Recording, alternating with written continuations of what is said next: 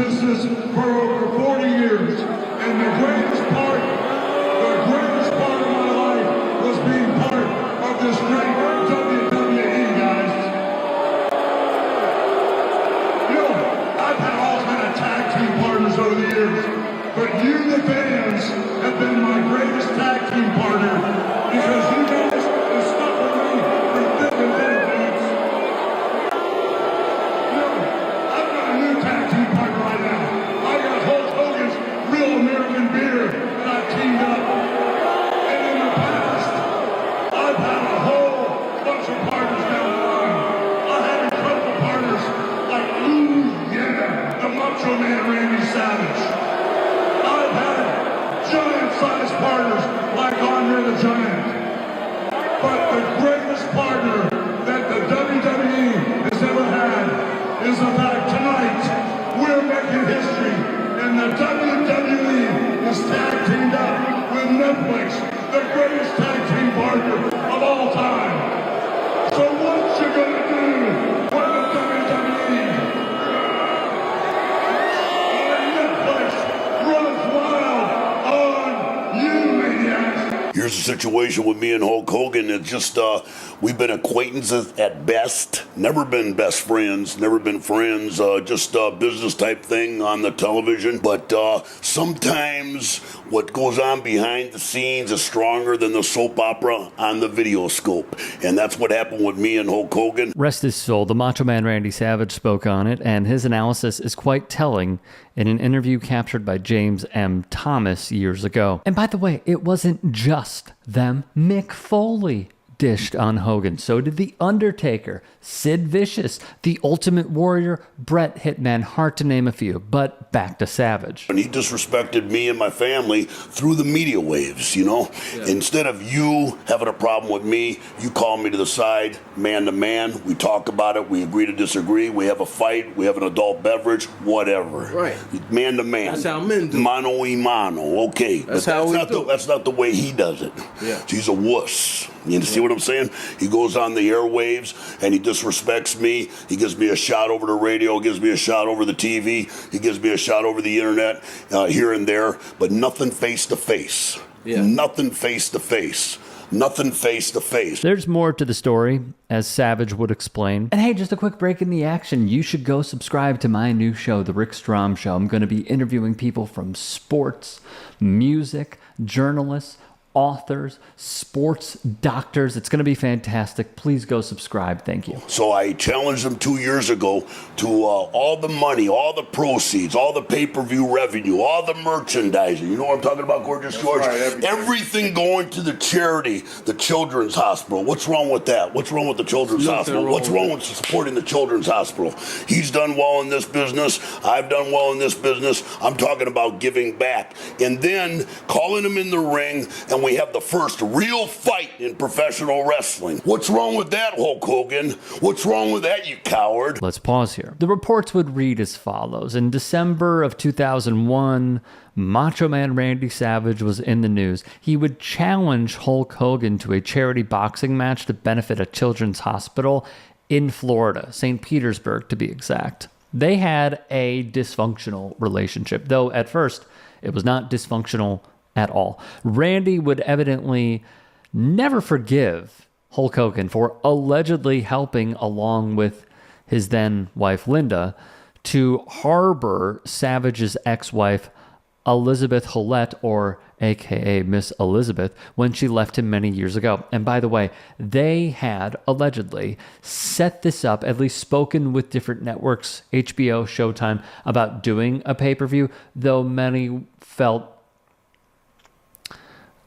conspicuous about this actually going down.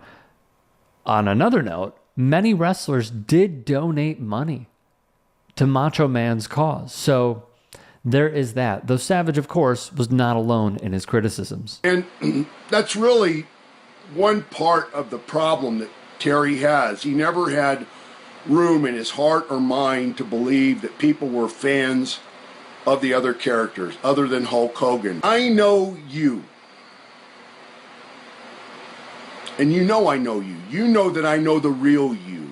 You know that I know that when you think about the wrestling world, in your mind, there was only room for Terry Bollea and nobody else. On the other hand, you have a long-running reputation for being a liar and a fraud and a phony. Warrior dishes on Hogan as well. And they also had a very complicated relationship where Hogan went on the record saying that Warrior was a one-trick pony. And he only, according to this post, he only could wow the crowds with what he did prior to going into the ring with the ropes. Not awesome, obviously. And then there was a story that Sid Vicious told that I transcribed, and I believe it is potentially copyright infringement, so I'm just going to read what I transcribed from that interview. He would go on to say, this is a true story for whatever reason that happened. And I'll leave a link in the description box below for all of you if you want to go check this out. And it's via the Hannibal TV.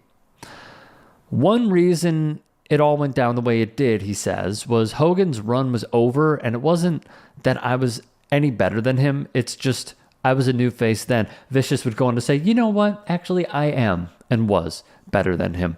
So when they swerved him like that, they thought they were going to start booing me. In New York, they didn't boo me. That's how it works. So Hogan came back, and I'm not kidding you.